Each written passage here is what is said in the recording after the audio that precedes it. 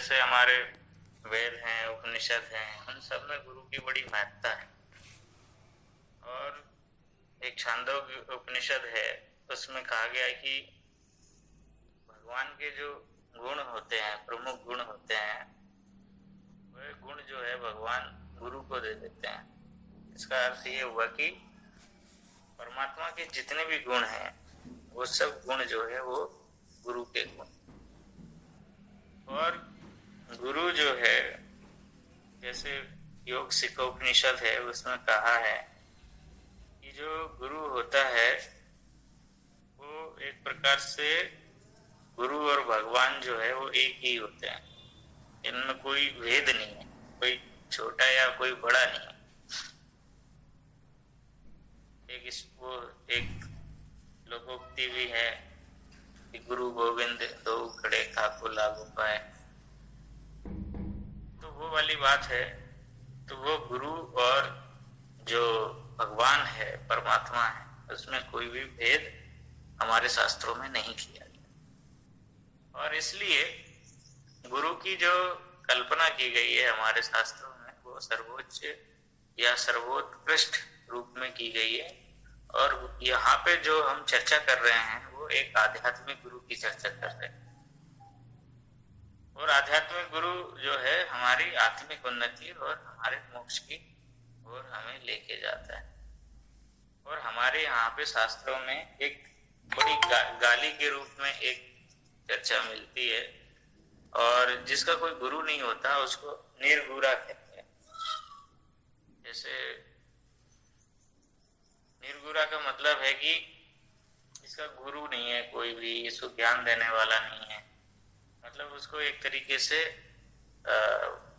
बहुत ही निम्न कोटि का, या ये कह लीजिए एक तरीके से गाली है। जैसे हम किसी को गाली देते हैं, तो गाली की तो अब हम यहाँ तो इस मंच पे तो गाली नहीं दे सकते हैं ना हम, क्योंकि व्यवहार में भी वो चीजें नहीं होनी चाहिए।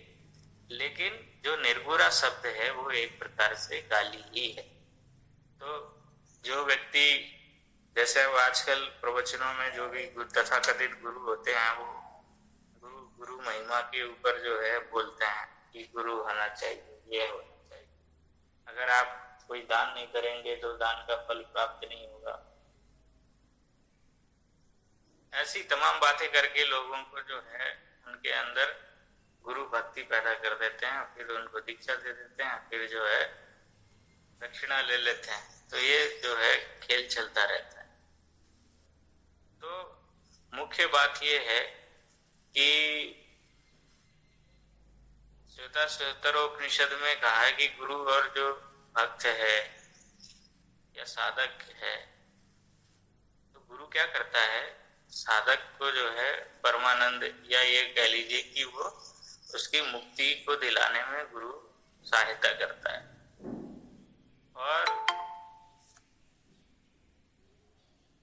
गुरु का एक और काम है, वो हमने पिछली क्लास में तुमको बताया था कि वो केवल मार्गदर्शक है, और प्रयास तो स्वयं शिष्य को ही करना पड़ता है। पुरुषार्थ जो है वो शिष्य को करना पड़ता है, क्योंकि वो केवल मार्गदर्शक सकता है। अब चूंकि जो योग शिक्षक होता है, ये तो हमने गुरु के बारे में जाना। एक योग शिक्षक क्या होता है, कल पिछली क्लास में हमने योगी गुरु के बारे में भी बताया था। तो योगी गुरु और योग शिक्षक में बड़ा अंतर है। योगी गुरु वो होता है जो योग की विद्याओं में निष्णात होता है। बहुत सारी जैसे वाक्सार की प्रक्रिया है या और भी अन्य जो योगिक विधियां हैं, उनको हम जान और समझ नहीं सकते हैं, या उनको व्यावहारिक रूप में उसका अभ्यास नहीं कर पाते हैं। तो जब अभ्यास नहीं कर पाते हैं तो इसका अर्थ है कि कुछ चीजें ऐसी होती है जो गुरु गम्य होती है।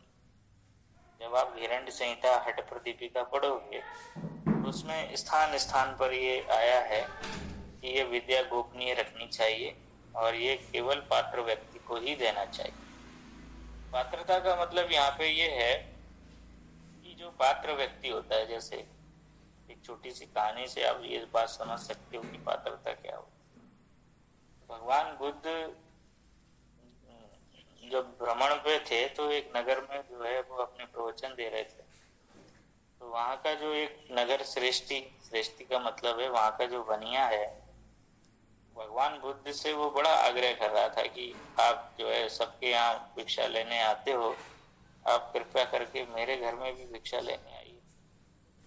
भगवान बुद्ध जो है उसको नजरअंदाज कर रहे थे, लेकिन जान नहीं रहे थे, नजरअंदाज कर रहे थे। लेकिन एक दिन तो वो बहुत ही जो है गिड़गिड़ाने लगा कि परमात्मा कि आप जो है हमारे घर पधारोगे तो हमारा बड़ा सौभाग्य होगा, ये होगा वो। ऐसी बहुत सारी बातें जो है उनके सामने थे। भगवान बुद्ध ने कहा ठीक है, कल आएंगे हम आपके यहाँ। भगवान बुद्ध गए उसके घर में, कहा भिक्षाम दे, तो उसने बड़ी अच्छी ड्राई फ्रूट्स डाल के ये वो तमाम तरीके की खीर बना के उसकी पत्नी ने रखी हुई थी। तो जैसे ही जो है भिक्षाम देही कहा भगवान बुद्ध ने, तो घर से उनके निकल के वो आई पत्नी और वो खुद श्रेष्ठी कि चलो भगवान बुद्ध जो है हमारे घर पे पधारे हैं और हमें भिक्षा देने का अवसर इन्होंने प्रदान किया। जैसे ही उन्होंने जो है भिक्षा देने के लिए भिक्षा पात्र आगे बढ़ाया तो नगर श्रेष्ठी को ऐसी बदबू आई कि वो पीछे हट गया। उसने फिर गौर से देखा कि क्या है, तो उसमें गोबर भरा हुआ था कमंडल। तो नगर श्रेष्ठी ने कहा कि अरे भगवान, इसमें तो गोबर भरा हुआ है, इसमें मैं कैसे खीर डालूंगा। ये जो पायस है ये तो अमृत है, और अमृत को जो है इस प्रकार नष्ट नहीं किया जा सकता। और अगर मैं मान लो कमंडल में डाल भी दूं तो ये आपके खाने के योग्य नहीं रह जाएगी, ये तो खराब हो जाएगी। भगवान बुद्ध का जो अगला वाक्य था कि वो आप समझ गए होंगे कि पात्र अगर ठीक है, पात्र अगर स्वच्छ है, तो नगर श्रेष्ठी को यही उन्होंने कहा कि अगर ये पात्र अगर ठीक नहीं है तो इसका अर्थ ये है कि मैं भी पात्र के यहीं या पात्र से ही भिक्षा ग्रहण करूं, पात्र के से भिक्षा ग्रहण क्यों करूं। तो कहने का तात्पर्य यह है कि जो भी योग गुरु होता है या कोई जो आध्यात्मिक गुरु होते हैं, तो वो अपनी जो ज्ञान है, अपनी जो शिक्षा है, अपनी जो शक्ति है, अपनी जो सामर्थ्य है, वो किसी ऐसे व्यक्ति को ही देंगे जो पात्र होगा। तो पात्र को विद्या का दान नहीं दिया जाता। इसीलिए हमारे यहाँ परंपरा में हमेशा गुरु और शिक्षक या गुरु और शिष्य, हमेशा गुरु क्या करता है, शिष्य की परीक्षा लेता है। हमारे शास्त्रों में एक बड़ी खूबसूरती के साथ ये बात आती है कि जो शिष्य है वो भी गुरु की परीक्षा ले सकता है कि भाई गुरु बनाना जानकर पानी पीना छानकर, एक जनरल सी कहावत है। इसको आप इससे ये बात समझ सकते हो कि जो शिष्य होता था वो उस जमाने में जब वो गुरु की खोज करता था तो वो शिष्य जो है वो गुरु की भी परीक्षा ले लेता था, और शिष्य की परीक्षा गुरु लेता था। इसमें किसी भी प्रकार का, किसी भी तरीके का वो नहीं था भेदभाव। परीक्षा लेने को सभी का अधिकार है। मान लीजिए आप किसी को गुरु के रूप में वर्ण करते हैं और फिर आप जानना चाहते हैं कि ये वाकई में हमारे गुरु बनने लायक है नहीं। लेकिन अगर इस जमाने में जो पेड शिक्षक हैं या हम जैसे लोग हैं, अगर उनकी आप परीक्षा लेने जाओगे तो आपको कभी भी विद्या दान नहीं मिलेगी। कभी भी आपको तो निकाल जो है शिक्षण संस्थानों से बाहर कर दिया जाएगा। ऐसा उद्दंड बालक जो है हमारे कॉलेज में आ गया या यूनिवर्सिटी में आ गया जो शिक्षकों की परीक्षा ले रहा है। क्योंकि ये जो बात हम कर रहे हैं वो प्राचीन काल की बात कर रहे हैं, और वर्तमान में इस तरह की जो संभावनाएं हैं वो दूसरी तरीके से। अब जो न्यू एजुकेशन पॉलिसी आई है उसमें फीडबैक सिस्टम है, विद्यार्थी अपने शिक्षक का फीडबैक दे सकते हैं, लेकिन वो पूर्व में परीक्षा नहीं कर सकते। अब आजकल जैसे कोर्स कंटेंट है, आपको पसंद आता है, जो न्यू एजुकेशन पॉलिसी में मान लीजिए कोई कोर्स कंटेंट आपको किसी टीचर का बहुत अच्छा लगता है, और वो टीचर जो है आपकी यूनिवर्सिटी में नहीं है, किसी दूसरी यूनिवर्सिटी में, तो उसके वीडियो लेक्चर, उसकी जो बनाई हुई पाठ्यक्रम के जो वीडियो हैं, उनसे आप जो है शिक्षा ले सकते हैं। और मान लीजिए वो स्वयं के पोर्टल पे वो कोर्स अवेलेबल है, तो उसको आप परीक्षा देके पास कर सकते हैं। वो आपका क्रेडिट जो है आपकी मार्कशीट में ट्रांसफर हो जाएगा। तो इसका अर्थ ये हुआ कि जो भी जहां से जो चीज अच्छी है, हो सकता है कि किसी इंस्टीट्यूशन की कुछ चीजें अच्छी हो और कुछ चीजें अच्छी ना हो, तो स्टूडेंट्स के पास ये चॉइस होगी कि वो एक अच्छी से अच्छी चीजें जो है कलेक्ट कर सकता है। कहने का तात्पर्य यह है कि हमारी जो प्राचीनतम शिक्षा प्रणाली है, कहीं ना कहीं थोड़ा बहुत हम जो है उसकी तरफ भी आगे बढ़ रहे हैं। दूसरा, जो योग शिक्षक होता है और योग गुरु होता है, उसमें भी भेद है, क्योंकि वो योग विद्या का मर्मज्ञ होता है, अनुभवी होता है, और योग की जो अवस्थाएं हैं, उच्चतम अवस्थाएं हैं, उनको प्राप्त किया हुआ होता है, जो योग गुरु होता है। लेकिन योग शिक्षक क्या होता है? योग शिक्षक भी उसी परंपरा में होता है, आचार्य की परंपरा में होता है, गुरुओं की परंपरा में होता है, उपाध्याय की परंपरा में होता है। इसमें कहीं कोई संदेह नहीं है। लेकिन जैसे मान लो आप सीख रहे हो, हम सिखा रहे हैं, तो एक योग शिक्षक और एक योग गुरु में अंतर है। शिक्षक क्या होगा कि जो मान लीजिए आपका जो पाठ्यक्रम है, हमने आपको एक सिलेबस दिया हुआ है, सिलेबस में जो है कुछ थ्योरेटिकल पेपर्स हैं और कुछ प्रैक्टिकल पेपर्स। जैसे मान लीजिए 2 पेपर आपके प्रैक्टिकल के हैं और 4 पेपर थ्योरी के हैं एक सेमेस्टर में। अब आपने क्या किया कि जो मान लीजिए डिप्लोमा वाले विद्यार्थी हैं, उन्होंने 8 पेपर जो है वो थ्योरी के पढ़े और 4 प्रैक्टिकल के पढ़े, और उसमें जो सिलेबस कवर हुआ उसी में वो जो है एक्सपर्ट हुआ, या उसी में वो उसको कुशलता प्राप्त हुई। अब हमने देखा है कि विद्यार्थी जो है, जैसे मान लीजिए हम 6 महीने उसकी क्लास लेते हैं, 6 महीने तक उसको बढ़िया से पढ़ाते हैं, लेकिन जब एक्सटर्नल कोई बाहर से जो एग्जामिनर आता है, वो जब प्रैक्टिकल या वाइवा लेता है, तब ये पता चलता है कि बच्चे को जो सिखाया गया है वो उसको प्रस्तुति नहीं कर पा रहा है, या वो उसको प्रेजेंट ही नहीं कर पा रहा है, या उसकी जो मेथड्स हैं, विधियां हैं, वो गलत तरीके से बता रहा है। इसका क्या मीनिंग है कि जो बच्चा 6 महीने अच्छे से पढ़ा था, जिसको अच्छे से पढ़ाया था, जिसको नित्य नियमित रूप से अभ्यास कराया गया था योग की क्रियाओं का, योग आसन प्राणायाम का, अभी मान लीजिए जैसे अब आपको ये दूसरा सेमेस्टर चल रहा है, अब आपको गेरंड संहिता के अनुसार प्राणायाम के नाम याद नहीं होंगे अभी तक। बहुत सारे जो 25-26 स्टूडेंट इस समय क्लास अटेंड कर रहे हैं, उनमें से 1 या 2 को ही पूरा जो है गेरंड संहिता के अनुसार और हठ प्रदीपिका के अनुसार प्राणायामों के नाम याद मुश्किल से, और दोनों में 8-8 प्रकार के प्राणायाम हैं।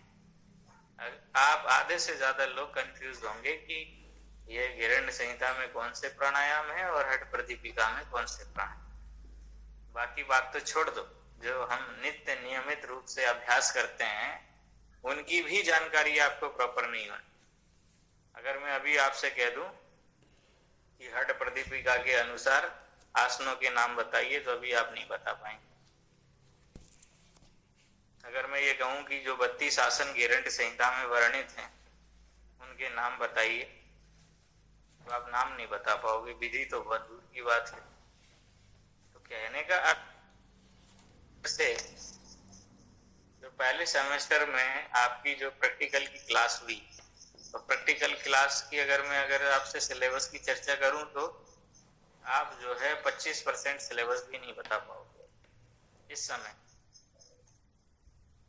तो जो योगी गुरु है और जो योग शिक्षक है, अब आप शिक्षक बनने जाओगे, हमने मान लीजिए आपको 100% दिया, या इस कोविड काल में हमने मान के चलिए कि आपको 80% हमने आपको ज्ञान दिया, तो 80% में भी आप जब लिसनिंग होती है, लर्निंग होती है, तो मुश्किल से 70, बहुत अच्छा जब कोई अच्छा लर्नर होता है, बहुत अच्छा जब कोई स्टूडेंट होता है, तो 70% ही वो लर्न कर पाता है, 30% तो उसमें भी गोल हो जाता है। तो इस समय जो आपकी लर्निंग की जो पोजीशन होगी, मुश्किल से भी 40 और 30% की हो।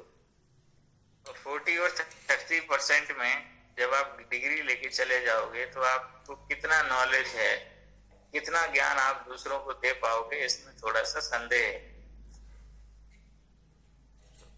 अब आपको समझ आ गया होगा कि हम क्या कहना चाह रहे हैं। इसलिए योग शिक्षक योग गुरु की बराबरी नहीं कर सकता। योग शिक्षक जो है केवल क्या कर सकता है, जो योग की तकनीकें हैं, जो उसने जानी है, समझी है, पढ़ी है, जिनका अध्ययन किया है, उनका अध्यापन करा सकता है, उनको सिखा सकता है। मान लीजिए अगर आपने जैसे थेरेपी सीखी है कि मान लीजिए मधुमेह है, डायबिटीज से पीड़ित है, तो किन आसनों का अभ्यास उसको प्रभाव दे सकता है, या उसके डायबिटीज कंट्रोल करने में मदद कर सकता है, तब आपको ये अभ्यासों के नाम पता होना चाहिए, और उनकी विधियां, प्रॉपर तरीके से सावधानियां, ये सारी जो चीजें हैं वो आपको अपने एक प्रकार से स्मृति पटल पर आपके आ जानी चाहिए उस समय। लेकिन ये तब संभव है जब आप खुद ने उसको अनुभव किया हो, उन अभ्यासों को अपनी नियमित दिनचर्या में शामिल किया हो, उनका अभ्यास किया हो, तब वो अनुभव बनता है। अभ्यास क्या होता है, अभ्यास अंततः अनुभव में परिवर्तित हो जाता है। करत करत अभ्यास की जड़मति होत सुजान।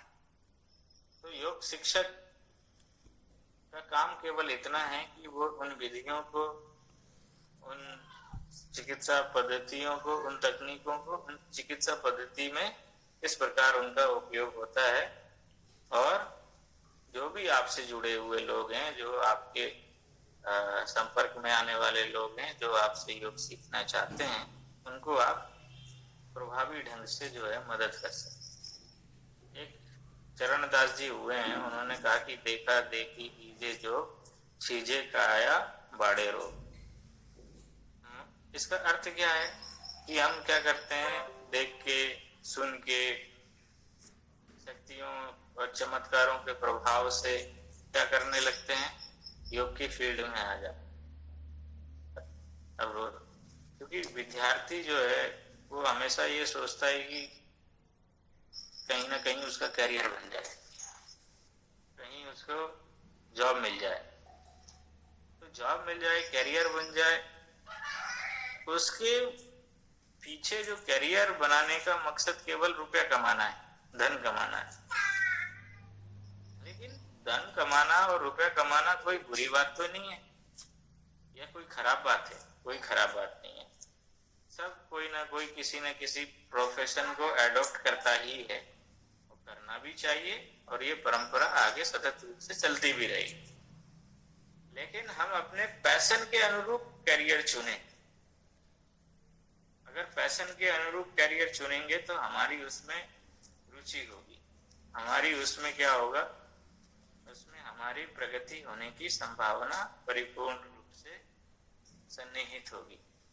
अगर मान लीजिए आप केवल जो है किसी के सलाह से, किसी के कहने से अगर आप योग के प्रोफेशन में आ जाएंगे तो कोई बहुत बड़ा आप काम नहीं कर पाएंगे। गलती से अगर आ गए तो कहने लायक जो आपकी उपलब्धियां होंगी वो उतनी नहीं होंगी, थोड़ी बहुत तो होंगी। ऐसा नहीं है, जब व्यक्ति कहीं किसी जगह पे काम करता है तो कुछ ना कुछ उपलब्धियां तो उसको प्राप्त होती है, इसमें कोई संदेह नहीं है। लेकिन अगर आपका ये पैशन है, मान लो योग सीखना और सिखाना अगर आपका पैशन है, आपकी एक प्रकार से दीवानगी, जो दीवानापन जिसको, इसका जो हिंदी अर्थ है पैशन का, अगर ये आपका दीवानापन है, आपका रुचि है, इंटरेस्ट है कि मुझे योग के क्षेत्र में कुछ करना है और कुछ नया इनोवेशन, इन्वेंशन करने की आपकी और दिली इच्छा है, तो यकीन मानिए कि आप बहुत एक अच्छे योगा टीचर साबित होंगे। और जो सिलेबस की जो चीजें हैं या पाठ्यक्रम की जो विषय वस्तु है, उसको भी आप बड़े मनोयोग पूर्वक उसको सीखने का प्रयास करेंगे। जब आप ये सीख जाते हैं तो आप अच्छे से सिखा भी पाए। सीखने पर ही सिखाना निर्भर करता है। और दूसरी चीज ये है कि जब हम किसी को सिखाते हैं तो एक हमारा जो कद है वो ऊपर हो जाता है। फिर जब शिक्षक होता है तो शिक्षक एक आम इंसान नहीं रहता। हमेशा इस बात का ध्यान रखने की जरूरत है कि मनुष्य की अपनी जो गौरव गरिमा पूर्ण अगर कोई स्थिति है तो वो शिक्षक की। भारतीय समाज में, दुनिया में भी शिक्षक को हमेशा अग्रिम पंक्ति में रखा जाता है। वो हमारा आइडियल होता है। बहुत सारे शिक्षकों को देख के हमारा जीवन प्रभावित होता है। आप ये सोचिए कि हमारे मस्तिष्क में हमारे शिक्षकों के प्रति जो छवि निर्मित होती है, वो छवि जो है हो सकता है कि हमारे व्यक्तित्व को गढ़ने में काम आ जाए। कुछ शिक्षकों की हम नकल उतारते हैं, उनका मजाक बनाते हैं, मजाक बनाते हैं। इसका क्या अर्थ हुआ कि वो शिक्षक जो है हो सकता है कि उस गरिमा को ध्यान में नहीं रखता है या उस तरीके से जीवन नहीं जी रहा होता है, या फिर विद्यार्थियों के ऊपर ये आरोप लगाया जा सकता है कि शायद वो ही सिंसियर नहीं है, विद्या प्राप्ति की उन्हीं की ललक और लालसा जो है वो उतनी नहीं है, या वो कृतज्ञ नहीं है, ऐसा भी हम मान सकते हैं। तो क्योंकि चूंकि भविष्य के आप शिक्षक हो, भविष्य में आप टीचिंग करने वाले हो, तो फिर आपका जो कद है वो स्वाभाविक रूप से आम मनुष्यों से ऊपर हो जाता है। कभी कभी ये देखने और सुनने में आता है कि शिक्षक ने ये काम किया, शिक्षक ने ये काम किया, या शिक्षक ने शर्मसार किया। और जैसे योग टीचर के बारे में बहुत सारी खबरें आती हैं कि उन्होंने गलत मकसद से किसी को छुआ। ऐसी तमाम बातें जो है मीडिया में और शिकायतों में ये चीजें देखने को मिलती। तो ये चीजें वहीं देखने को मिलती है जिसने शिक्षक की गरिमा पर एक प्रकार से या तो उसने उस चीज को जाना नहीं है, समझा नहीं है, या उसने अपने प्रोफेशन के साथ ईमानदारी से वो उस प्रोफेशन में है ही नहीं। प्रोफेशनल जो इथिक्स होते हैं, जो पेशेवर सदाचार होता है, उनका पालन उसने किया ही। तो जो प्रोफेशनल इथिक्स है टीचर्स की, उनको फॉलो करना चाहिए। उसके मन में, जैसे अगर कोई विद्यार्थी है और कोई शिक्षक है, शिक्षक की दृष्टि अगर भेदपूर्ण है, भेदपूर्ण का मतलब अगर वो ये सोचता है कि ये इससे भेदभाव किया जाए, ये ऊंचा है, ये नीचा है, ये पैसे वाला है और ये वो है, अगर इस तरीके से देख के वो वेटेज देगा या इस तरीके से व्यवहार करेगा तो फिर वो शिक्षक कहलाने लायक है।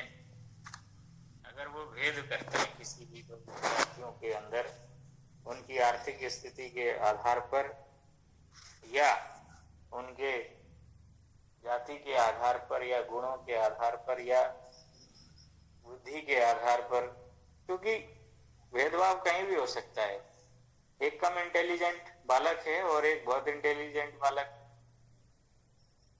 एक थोड़ा सा देर से समझता है और एक थोड़ा बहुत जल्दी समझ जाता है,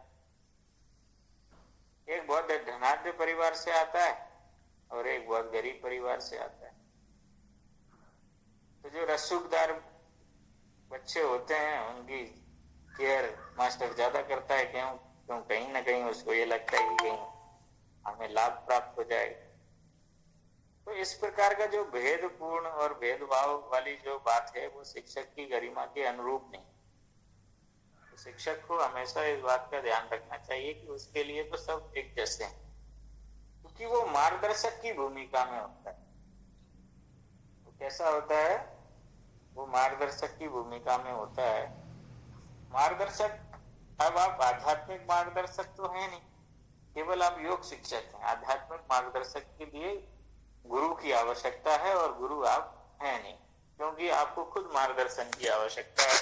गुरु तो स्वयं प्रकाशित है, उसको किसी के प्रकाश की आवश्यकता नहीं होती है। आप शिक्षक हैं, आपको खुद आध्यात्मिक मार्गदर्शन की आवश्यकता है, इसलिए आप गुरु नहीं है, केवल आप योग शिक्षक हैं। और योग शिक्षक का मतलब ये हुआ कि आप कहीं ना कहीं किसी न किसी के एक प्रकार से सिखाने का, जो योग की जो तकनीकें हैं, योग विद्या की जो आसन प्राणायाम मुद्रा वंद षटकर्म आदि की जो तकनीकें हैं, उनको सिखाने का दायित्व आपने लिया है। तो ये जो दायित्व है वो गुरुतर दायित्व है, ये छोटा मोटा दायित्व नहीं है। क्योंकि आप ईमानदारी से उसको सिखाओगे, जब आप सिखाओगे तो बदले में आपको कुछ मिलेगा भी, वो एक अलग बात है। तो शिक्षक के जो गुण हैं उनमें क्या होना चाहिए? शिक्षक के गुणों में बहुत सारी चीजें होनी चाहिए। प्रमुख गुणों में अगर हम देखें तो जैसे मान लो विद्वत्ता होनी चाहिए, दक्षता होनी चाहिए, शील होने चाहिए, शील गुण होने चाहिए, है ना। प्रसन्नता पूर्वक उसका व्यवहार होना चाहिए। सबसे पहले उसका जो पहला जो गुण है वो होना चाहिए अध्यापकीय व्यक्तित्व।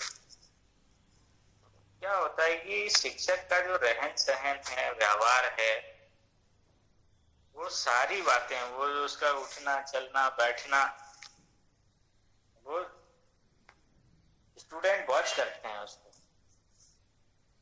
ऐसा नहीं है कि वॉच नहीं करते हैं। स्टूडेंट तो कहीं भी मिल सकता है, जरूरी नहीं कि वो कॉलेज के गेट पे ही तुम्हें मिले। तुम मार्केट जा रहे हो, तुम लोगों से कहते हो कि फास्ट फूड नहीं खाना, और तुम जाके रेस्टोरेंट में जो है गुलाब जामुन और चाट ये सब खा रहे हो। बच्चे से कहते हो कि जो बासा पिज्जा होता है 15 दिन जो फ्रीज में रखा रहता है और क्रीम इतने दिन की रखी रहती है, वो जो है पिज्जा नहीं खाना, और तुम जो है मैकडोनल्ड या डोमिनोज की शॉप पे बैठे हो और विद्यार्थी भी वही है। विद्यार्थी क्या कहेगा कि ये तो हमें सिखा रहे थे कि अपने जीवन में फास्ट फूड का चलन नहीं करना चाहिए और खुद ही खा रहे हैं। तो जो विद्यार्थी के मन में जो आपके प्रति सम्मान है वो खत्म हो जाएगा। आपकी एक हरकत की वजह से, या तो आप जो चीज सिखा रहे हो, जिस प्रोफेशन में आप हो, ये प्रोफेशन ऐसा प्रोफेशन है योगा शिक्षक का कि इसमें सदाचार नैतिकता ये आपके अंदर कूट कूट के भरी होनी चाहिए। अगर ये नहीं है तो मुश्किल हो जाएगी। तो अध्यापक का जो व्यक्तित्व है एक प्रकार से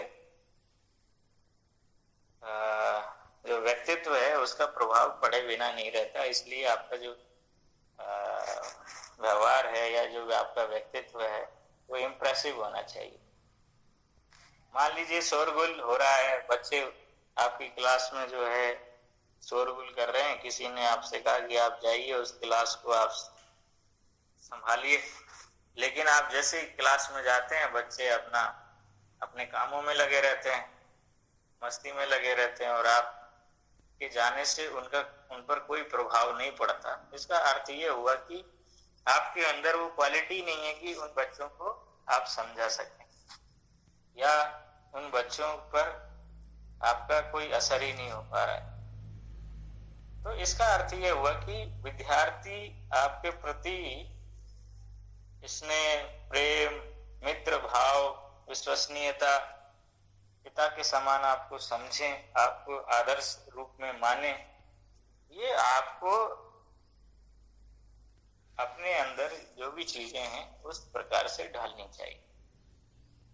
एक आइडियल पर्सनालिटी होता है टीचर, एक जो योग शिक्षक होता है वो आइडियल होता है।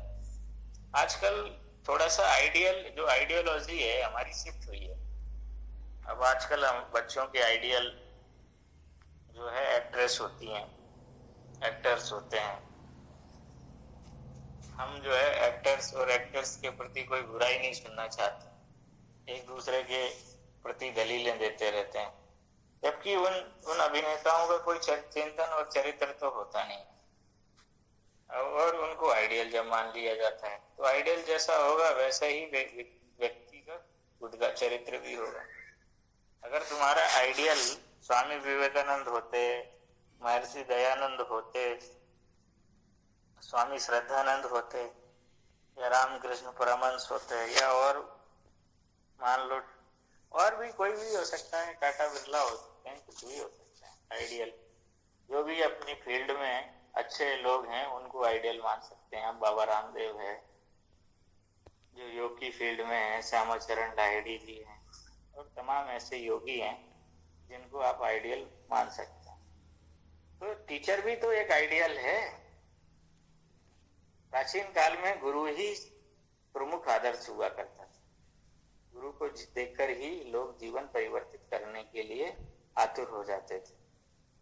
अब आइडियल शिफ्ट हुआ है, अब आइडियल हम दूसरी चीजों को मान रहे हैं, लेकिन तब भी आइडियोलॉजी शिफ्ट होने के बावजूद भी जो टीचर है वो हमेशा एक प्रकार से आइडियल बना रहता है। टीचर्स को देख के विद्यार्थी ज्यादा सीखता है। तो इसलिए आपका जो व्यवहार है वो श्रेष्ठ व्यवहार होना चाहिए, अनुकरणीय होना चाहिए। लोग जो है, बहुत सारे ऐसे लोग हैं जिनको देख के लोग अपना टाइम सेट करते थे, जिनको देख के, जैसे लाल बहादुर शास्त्री जी को जब याद करते हो तो ईमानदारी स्वयं हमारे अंदर झलकने लगती है। ऐसे कई सारी बातें हैं जिनको देख के हम एक प्रकार से अनुकरण करते हैं। विद्यार्थियों पर किसी का प्रभाव पड़े ना पड़े, शिक्षक का जरूर पड़ता है, क्योंकि वो उसके साथ काफी समय बिताता है और वहां पे वो अपने मन से, या ये कह लीजिए कि वो समय से आपके साथ उसका इंटरेक्शन बना रहता है। तो इसलिए अध्यापक का उसके जीवन में प्रभाव पड़ता है। तो योग शिक्षक अगर सदाचारी होगा, श्रेष्ठ होगा, उत्कृष्ट होगा, है ना, आचरण में वो उत्कृष्ट होगा, व्यवहार कुशल होगा, विनम्र होगा, ज्ञानी होगा, कौशलों से युक्त होगा, तो उसका प्रभाव विद्यार्थियों पर पड़ता है। अगर मान लीजिए आप किसी कॉलेज में योगा इंस्ट्रक्टर हो गए, या किसी कॉलेज में आप पढ़ाने लग गए, तो फिर वहां के विद्यार्थी भी ऐसा कोशिश करना चाहिए कि आपकी तरह वो पढ़ाने लगे, आपकी तरह वो बोलने लगे, आपकी भाषा शैली, आपकी चिंतन से, आपके व्यवहार से वो प्रभावित हो जाए। दूसरा, एक आकर्षक व्यक्तित्व होना चाहिए योगा शिक्षक का। आकर्षक इसलिए होना चाहिए कि आकर्षण का मतलब ये नहीं है कि तुम बहुत गोरे होना चाहिए, बहुत चिट्टे हो, सुडोल सुडोल शरीर हो, ऐसा नहीं है। आकर्षक का मतलब है कि आपके अंदर तपस्या और त्याग दिखना चाहिए। जो हमारे भारतीय संस्कृति में जो आकर्षण है, मान लीजिए तुम्हारे अंदर लोगों को प्रभावित करने की क्षमता विकसित हो जाती है। क्षमता कैसे विकसित होती है? जो तपस्वी होगा वही तो आकर्षक होगा। अगर मान लीजिए तुम एक समय का भोजन नहीं छोड़ सकते, तपस्या नहीं कर सकते, व्रत उपवास नहीं कर सकते, ब्रह्मचर्य का पालन नहीं कर सकते, तो फिर कैसे तुम्हारा व्यक्तित्व आकर्षक बनेगा? तो जो योग के मानदंड अलग हैं, क्योंकि योग से विषय से संबंधित जो भी चीजें हैं, अगर आप यम नियमों का पालन करेंगे तो आपका व्यक्तित्व जो है एक प्रकार से आकर्षण से भरा होगा। कभी कभी क्या होता है कि बहुत अच्छा नहीं बोलने वाला व्यक्ति भी, जो बहुत अच्छा वक्ता नहीं होता है, वो भी हमको आकर्षित करता है, क्योंकि उसकी जो तपस्या है, उसके जो अभ्यास है, उसकी जो चीजें हैं, वो हमें आकर्षित करती है। तो विद्यार्थियों में अगर अपेक्षाकृत या अपेक्षा के अनुरूप अगर कोई परिवर्तन लाना है तो अपने व्यवहार में परिवर्तन करना चाहिए और अपने आप को आकर्षक बनाने के लिए जो भी चीजें हो सकती है उनका पालन करना चाहिए। खासकर यम नियमों का पालन करना चाहिए, जिससे आपका व्यक्तित्व आकर्षक बने। ऐसा नहीं है कि जटाजूट बढ़ा लो, गेरुए वस्त्र धारण कर लो। वो एक तत्व तो हो सकता है, वो एक फैक्टर है। अगर आप वेशभूषा बढ़िया अच्छी बना लेते हो, रंग रोगन लगा लेते हो, क्रीम पाउडर और तमाम तरीके के सेंट वेंट, ऐसे कई सारे हमारे चित परिचित लोग हैं जो इस प्रकार की वेशभूषा धारण किए हुए थे। हम ऐसे कई लोगों को जानते हैं कि जो जिनकी वेशभूषा बढ़िया अच्छी है, ऊपर पगड़ी बांधते हैं और बढ़िया अच्छा रुद्राक्ष की माला गले में है, तमाम जो है दुपट्टा है, और वही शाम को जो है शराब पी रहे हैं और मांस मछली खा रहे हैं। ऐसे लोग भी हैं, हम जानते हैं, अच्छी तरीके से जानते हैं, और अच्छे पदों पे बैठे हुए लोग हैं। लेकिन उससे कोई बहुत ज्यादा दिनों तक ये चीजें नहीं रहती। लेकिन अगर ये चीजें स्थायी रखनी है, अगर तुमको तो स्थायी रहना है, क्योंकि व्यवहार जो है, एक बार आप किसी को प्रभावित कर ले, हो सकता है कि आप अपने बहरूपीयपन से किसी को एक बार प्रभावित कर लोगे, लेकिन जब लोग आपके बारे में जान जाएंगे तब क्या कहेंगे? तब फिर वो आपके प्रति विमुखता का भाव उनके अंदर पैदा हो जाएगा, इग्नोर करने लग जाएंगे आपको, जब आपकी असलियत उनको सामने आएगी। और इस दुनिया में असलियत सभी की सामने आती है, ऐसा कभी नहीं होता कि वो हमेशा चीजें छुपी रहती है। तुम छुपाओगे, प्रकृति ना थोड़ी छुपाने देगी। तो इसलिए जो भी व्यवहार हो आपका, वो रियल हो, और आकर्षक पूर्ण व्यवहार बनाने के लिए आपको यम नियमों का पालन करना चाहिए। अगर आप ब्रह्मचर्य का पालन करेंगे तो आपकी त्वचा जो है दमकेगी, चेहरा आकर्षक हो जाएगा। तपस्या का पालन करोगे तो तपस्या से काया की शुद्धि होती। जब आपकी अशुद्धि समाप्त हो जाएगी तो काया वैसे भी चमकने लगेगी। कहने का मतलब यह है कि पाउडर लगाने से, तेल लगाने से, घी खाने से जो चमक आती है, वो तो जो है जब तक घी खाया तब तक चमक रहेगी, जब तक क्रीम पाउडर आपकी त्वचा पे लगा हुआ है तब तक चमक रहेगी। ये तो क्षणिक है। लेकिन अगर जो तपस्या से चमक पैदा होगी वो तो हमेशा रहने वाली, जब तक तपस्या रहेगी तब तक आपकी रहने वाली। तो इस प्रकार से अपने व्यक्तित्व को बनाना चाहिए। दूसरा एक ये है कि सहानुभूति पूर्ण व्यवहार होना चाहिए शिक्षक का। सहानुभूति का मतलब है कि विद्यार्थी के प्रति आपको सहानुभूति रखनी चाहिए। जो भी आप अगर मान लो टीचर बनेंगे भविष्य के, तो अपने विद्यार्थियों के प्रति सहानुभूति रखिए। जैसे आप लोग हो, अब आप लोग जैसे मान लो, जैसे अब ये 27 लड़के हैं, 2 क्लास के मिला के। अब जब हम उनसे कहेंगे कि एक्सरसाइज दो, ये दो, वो दो, तो फिर बच्चे क्या कहेंगे हमसे? लड़के हमसे अजीब अजीब वो करते हैं, कहते हैं कि अरे गुरुजी, माता जी बीमार हो गई थी और उस वजह से मैं लिंक देख नहीं पाया। अरे गुरुजी, ये ऐसा हो गया था, मेरा मोबाइल जो है वो चोरी हो गया था। कोई कोई विद्यार्थी तो ऐसा तर्क देते हैं कि उनको यही पता नहीं होता है कि वो झूठ बोल रहे होते हैं, लेकिन झूठ ऊपर ही दिख जाता है। इसके बावजूद भी हम लोग क्या करते हैं, उसके प्रति सहानुभूति जताते हैं। विद्यार्थी ये सोचता है कि हमने शिक्षक को मूर्ख बना दिया और वो अपनी एक तरीके से अपनी इंटेलिजेंसी पे या अपने बौद्धिक क्षमता पे वो गर्व महसूस करने लगता है कि देखो हमने टीचर को मूर्ख बना दिया, जबकि टीचर को ये पता है, वो जानते हुए भी नजरअंदाज कर देता है। क्यों? क्योंकि उसका जो व्यवहार है वो सहानुभूतिपूर्ण है।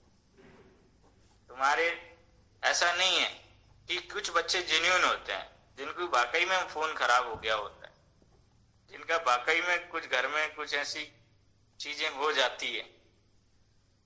अगर हम सबको सबकी नजर से देखने लगेंगे तो जो अच्छा विद्यार्थी है वो भी हमारे हाथ से छूट जाएगा।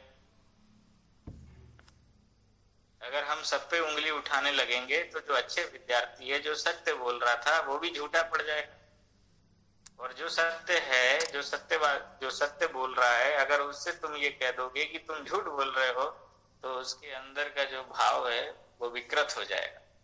टीचर के प्रति वो नकारात्मक तत्व से भर जाएगा। वो कहेगा कि मैं तो सच्चा था, लेकिन टीचर ने मुझ पर झूठा आरोप लगा दिया। तो किसी विद्यार्थी के भाव, मन, विचार, इनको तोड़ना नहीं चाहिए। इसीलिए उसके प्रति सकारात्मक होना चाहिए। और सहानुभूति पर पूर्ण व्यवहार रखने से क्या होता है, विद्यार्थियों के मन मस्तिष्क में आपके प्रति सकारात्मक छवि का निर्माण होता है। और विद्यार्थी क्या होता है कि कुछ विद्यार्थी तो अपनी कमी कमजोरियों से भली भांति परिचित होते हैं, उन्हें सुधारना भी चाहते हैं, लेकिन अगर शिक्षक की सहानुभूतिपूर्ण अगर उसके साथ व्यवहार है तो विद्यार्थी जो है जल्दी से अपनी कमी कमजोरियों को सुधार सकता है। लेकिन जो लोग इनसेंसिटिव है, जो नहीं चाहते हैं, तो उनका तो कुछ भी इलाज संभव नहीं है। लेकिन अगर एक विद्यार्थी भी, मान लो जैसे 60 विद्यार्थी हैं, अगर एक विद्यार्थी भी आपके व्यवहार से अगर अपने जीवन को निर्मित कर लेता है, तो यही उपलब्धि है। जब हम खेत में बीज बोते हैं तो सारे बीज तो नहीं उगते, कुछ बीज जो है बिना उगे ही रह जाते हैं, क्योंकि वो उनके अंदर वो पोटेंशियल नहीं, कि उनके अंदर कुछ संभावना ही नहीं है कि उनके अंदर वो चीज विकसित हो जाए।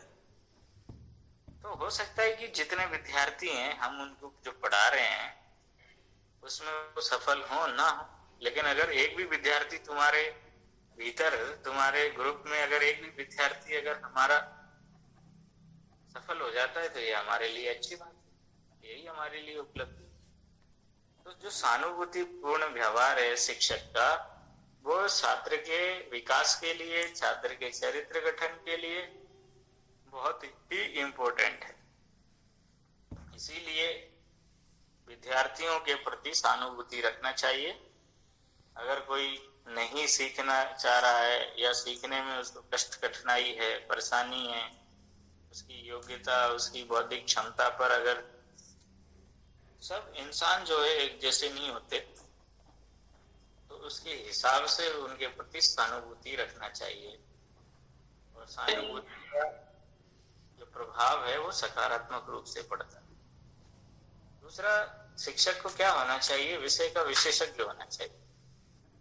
शिक्षक को विषय का विशेषज्ञ इसलिए होना चाहिए कि अगर मान लो आप भविष्य में योग शिक्षक बनेंगे, तो योग शिक्षक बनेंगे तो योग शिक्षक बनने के लिए आपने सिलेबस का अध्ययन किया है। सिलेबस का जब अध्ययन किया है तो उस सिलेबस में आपको पूर्ण पारंगतता होना चाहिए, विषय की समग्र जानकारी होनी चाहिए, ताकि आपके पास जो लोग आए उनका आप समाधान कर सके, उनकी समस्याओं का समाधान कर सके। क्योंकि जब हम पढ़ रहे होते हैं और पढ़ाई करते समय, अध्ययन करते समय हमें व्यावहारिक ज्ञान की कमी होती है, मतलब व्यावहारिक ज्ञान के बारे में जानकारी नहीं होती। थ्योरेटिकल नॉलेज तो खूब होती है, लेकिन प्रैक्टिकल नॉलेज की कहीं ना कहीं कमी होती है। तो उस वजह से फिर हमें दिक्कत आती है। तो विषय का विशेषज्ञ का मतलब ये है कि उसको थ्योरेटिकल और प्रैक्टिकल दोनों तरीके की जानकारी होनी चाहिए, और दोनों को हम कैसे प्रयोग कर सकते हैं इसके बारे में भी उसको विशेषज्ञ होना चाहिए। कल हम आगे कंटिन्यू करेंगे इसी टॉपिक को।